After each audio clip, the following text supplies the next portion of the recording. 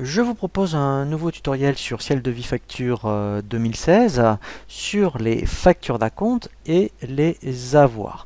Nous verrons donc comment générer des acomptes, je dirais donc de façon simple, mais également comment, si un client vous le demande, eh bien générer une facture d'acompte.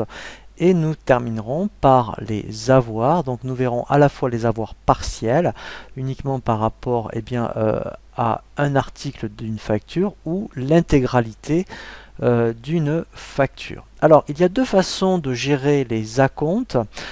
Première façon, de façon très simple, c'est-à-dire que vous faites un devis et ensuite, donc, lorsque vous faites un devis, vous envoyez donc le devis au client et vous demandez un acompte 30%. C'est-à-dire que, par exemple, ici, vous demanderez acompte 30%. Voilà.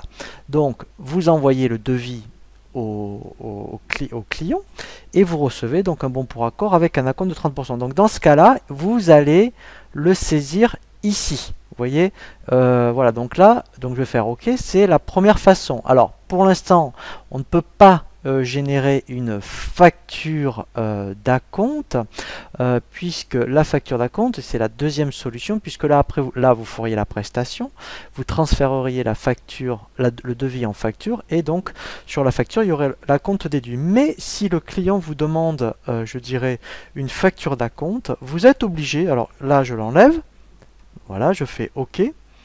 Vous êtes obligé de transférer ce devis, donc admettons je vais le faire, je le transfère en facture, voilà, donc là on a la facture, et ensuite après effectivement si alors donc là je fais OK pour l'instant, voilà, donc là, donc là on a la facture au 4 février, et donc si le client après vous demande une facture d'acompte, et bien dans ce cas-là, quand on va dans liste facture, puisque en fait dans facture d'acompte, voilà, on ne peut pas créer, vous voyez, de toute pièce une facture d'acompte. Vous voyez, le bouton créer n'existe pas. En fait, il faut aller dans la liste facture, et donc là j'ai ma facture du 4 février, et là j'ai saisir un acompte. Donc si admettons l'acompte représentait 100 € et que le client vous demande une facture d'acompte, dans ce cas-là, vous faites saisir le bouton saisir un acompte. Donc là, je valide la facture. Voilà. Et là, en fait, voilà. Donc là, eh bien, je demande, donc j'ai reçu un acompte de 100 €. Voilà. Donc là, en plus, on peut faire apparaître ou pas la TVA. Vous voyez, donc je fais OK. Voilà, et là, vous voyez, donc là, il va me l'imprimer, hein, si je veux, je peux me l'envoyer par mail. Mais là, je vais faire juste aperçu pour vous montrer, voilà. Et là, en fait, voilà, il me génère, vous voyez, là, on a bien une facture d'acompte. Et là, voilà, alors comme c'est mis que c'était 100 € TTC, puisque j'ai fait apparaître la TVA, voilà, donc là, il a bien la facture d'acompte. Et vous pouvez l'envoyer au client. Et après, ce qui est intéressant, c'est que au niveau du client, voilà, vous voyez la facture finale. Maintenant, si je faisais un aperçu de la facture finale, donc je vais prendre en même temps, voilà. Voilà, et bien là, voilà, vous voyez ici j'ai bien donc mon acompte de déduit. Voilà, donc il y a deux possibilités.